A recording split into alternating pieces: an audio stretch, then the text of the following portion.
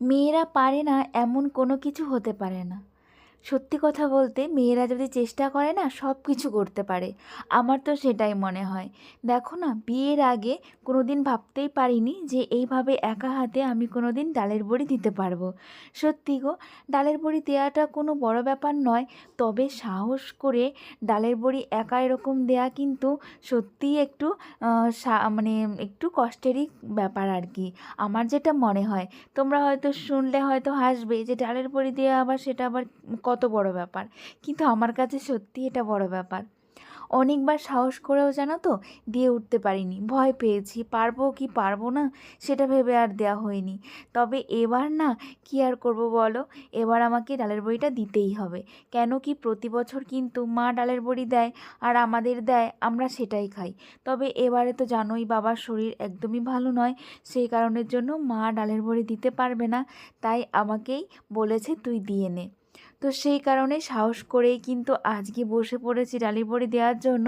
কালকে কিন্তু ডালগুলো আমি ভিজিয়ে রেখেছিলাম, আর কালকে বিকালে সুন্দর করে ধুয়েও রেখেছিলাম। আজকে সকালে একটু ধুয়েছি, তারপরে এটা কিন্তু মিক্সারে আমি ভালো করে পেস্ট করে নিয়েছি। আর এর সঙ্গে একটু কালো জিরে দিয়েছি, আর সেটাকে ভালো করে আমি কিন্তু ফেটিয়ে নিয়েছি। আর ডালের বড়ি দেওয়ার আগে কিন্তু ভালো সুন্দর করে ফেটিয়ে নিতে হবে, আমি কিন্তু সেটাই করেছি, নাহলে কিন্তু ডালের বড়ি ভালো হবে না। তো তারপরে এই দেখো বসে পড়েছি ডালের বড়িগুলো দেওয়ার জন্য। আর আমার সোনামাও কিন্তু ঘুম থেকে উঠে পড়েছে। আর সকালে কিন্তু সমস্ত বাসি কাজকর্ম প্রায় আমার কমপ্লিট করা হয়ে গেছে, তারপরেই কিন্তু এই কাজগুলো আমি করতে বসেছি। তবে অতটাও এখনও বেলা হয়নি, তো এগুলো কিন্তু একটু সকাল সকালেই দিতে হয়, তো আমি সেই জন্যই কিন্তু সকাল সকালেই বসে পড়েছি। আর আমার সোনামাকে খাবার দিয়ে এটা ওটা দিয়ে ভুলিয়ে রাখার চেষ্টা করছিলাম, তবে সে কি আর ভুলবার পাত্র বলো তো। ওই দেখো, আমিও ডালের বড়ি দেবো মাম্মাম শুরু করে দিয়েছে বাহানা। তারপরে একটু হাতে দিয়েছি, সেটাই দিয়ে উনি এখন ডালের বড়ি দিচ্ছে। আর এই তো আমার কিন্তু ডালের বড়ি দেওয়া হয়ে গেছে। আমি কিন্তু খুবই সামান্য ডাল ভিজিয়েছিলাম, একা পারবো কি পারবো না সেই ভয়ে। তো এই দেখো, এরকম একটা থালার মধ্যে পুরো থালাটাই একটা ডালের বড়ি হয়েছে আমার, আর এর বেশি হয়নি, এ কটাই কিন্তু হয়েছে। আর এখন তারপরে কালকে যে ভেজা জামা কাপড় ছিল সেগুলোই না একটু নাড়তে চলে এলাম। তবে এই যে ভেজা জামা কাপড়গুলো নাড়ছি আর ভাবছি আজকে আমি ডালের বড়ি দিলাম, আর আজকেই দেখো একটু রোদ নেই। সত্যি গো, ভীষণ অন্ধকার চারিদিকে, আমি না বুঝতেই পারিনি আজকে রোদ উঠবে না। সকালবেলার দিকে ভালোই কিন্তু পরিষ্কার আকাশ ছিল, কিন্তু যতটা বেলা হচ্ছে ততটা কিন্তু আকাশ অন্ধকার হয়ে যাচ্ছে। আবার এইদিকে একটা মাসিমা আমাকে বলল যে এখন নাকি বৃষ্টি হওয়ার কথা বলেছে, মানে খবরে বলেছে আর কি, বৃষ্টি হতে পারে আর হচ্ছে নিম্নচাপও হতে পারে। এটা শুনে কিন্তু আমার আরও ভয় লেগে গেল, এ মা ডালের বড়ি করা নষ্ট হয়ে যাবে না তো। তবে কি করা যাবে বলো তো, দিয়ে তো ফেলেছি, তবে কিছু করার নেই, যা হবে দেখা যাবে। আবার মাকেও ফোন করলাম, মা বলল দিয়ে ফেলেছিস এখন আর কি করা যাবে, রেখে দে, দেখ কি হয়। তো তারপরে এই যে এখন চলে এলাম ঘরে। সকালবেলা তো বললাম কিছু কিছু বাসি কাজকর্ম কমপ্লিট করেছিলাম, আবার কিছু কিছু না বাকি রয়ে গেছে, তো তাড়াহুড়া করে ডালের বড়িগুলো দিতে হয়েছিল তো সেই জন্য। তো এখন না রান্নাঘরটা পরিষ্কার করে নিলাম। আর এই দেখো, রান্নাঘর পরিষ্কার করা বলতে ওই যে গ্যাসটা মুছলাম আর কি, রান্নাঘরটা এমনিতে পরিষ্কারই করা ছিল। আর সকালে মানে থালা বাসনগুলো মেজে রেখেছিলাম, এঁটো থালা বাসন, সেগুলোকে এই যে জল ঝরাতে দেওয়ার জন্য এই গামলায় রেখেছিলাম, আর সেগুলোকে এখন সুন্দর করে সাজিয়ে রেখে দেব। সকালে রান্না বান্না করে নিয়েছি, ওই সিদ্ধ ভাত করেছি, আর এই যে এখন সোনামাকে কিন্তু খাইয়েও দিচ্ছি। আর মাম্মাম আজকে গাড়িতে বসে বসে খাচ্ছে, ফোন দেখে কিন্তু খাচ্ছে না। দেখেছো মাম্মাম কত ভালো হয়ে গেছে, কত বুদ্ধি হয়ে গেছে, ও এখন গাড়িতে বসে বসে এইভাবেই খাচ্ছে। আমি এই যে দইটা ধরে টেনে টেনে সামনের দিকে আনছি, তার আর এই যে এভাবে এভাবে মাম্মামকে খাইয়ে দিচ্ছি। তো বেশ মাম্মাম কিন্তু ভাতটা খেয়েই নিচ্ছে।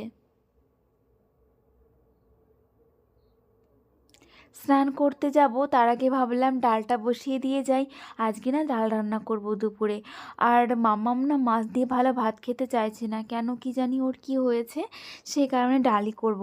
এই ডাল দিয়ে আলু ভাজা দিয়ে এইসব দিয়ে কিন্তু মাম্মাম ভাত খেতে বেশি ভালোবাসছে, মাছ দিয়ে কিন্তু একদমই খেতে চাইতো না। আর এর আগে মাম্মাম কিন্তু মানে অন্য কিছু খেতে চাইতো না, শুধু মাছ খেতে চাইতো। মানে মাছ হলে ওর কিন্তু ভাত খাওয়া হয়ে যেত। কিন্তু ইদানিং দেখছি মাম্মাম একদমই মাছ খেতে চাইছে না, ডাল ভাজা এগুলো দিয়ে ভাত ভালো খাচ্ছে। তাই আজকে ভাবলাম একটু ডালই করে নেওয়া যাক। তাই সেই ডালটা বসিয়ে দিয়ে এখন আমি ঘরটাকেও মুছে নেব। মানে ওই সিটি দিতে বসালাম আর কি। আর ডালটা আমি কিন্তু এরকম সিটি দিয়েই রান্না করি, তাহলে তাড়াতাড়ি করে কিন্তু গলে যায়। আর ঘরটাও এখন মুছে নিচ্ছি। 2 দিন হলো মনে হয় ঘর মোছা হয় না গো। এই শীতে জানো তো এত আলস্যি ঘর মুছতে কি বলবো। আর আলস্যির থেকে বড় কথা কি বলো তো, আমি না টাইম করে উঠতে পারছি না কোনো কাজের, জানো। সকাল থেকে কখন যে রাত হয়ে যাচ্ছে বুঝতেই পারছি না। ঘুম থেকে উঠছিও তো সকালে, তবুও জানো কীরকম করে দিনটা চলে যাচ্ছে বুঝতেই পারছি না। তবে যাই হোক, কী আর করা যাবে, কাজকর্মগুলো তো করতেই হবে, না হলে তো আর হবার নয়। তো ভাবলাম আজকে কিন্তু ঘরটা আমাকে মুছতেই হবে, 2 দিন ধরে ঘর মোছা হয় না, সেই কারণে এই যে ঘর মুছতে লেগে পড়েছি। মর্জিনা বুনু কমেন্টস করেছো, বলেছো আমি ভেবেছিলাম দিদিভাই তুমি আমার কমেন্টসটা পড়বে না। কেন পড়বো না বলো তো? তুমি এত কষ্ট করে আমাকে কমেন্টস লেখো আর সে কমেন্টস পড়বো না, এটা কখনো হতে পারে বলো তো? তবে না মাঝে মধ্যে ওই যে বললাম তোমাদের কমেন্টসগুলো পড়া হয় না, কেন কি বলো তো, টাইম হয়ে ওঠে না। মানে এই ছোট্ট একটা ভিডিওতে না টাইম হয়ে ওঠে না, সেই কারণের জন্যই। পায়েল দিভাইও আজকে কমেন্টস করেছো আমাকে।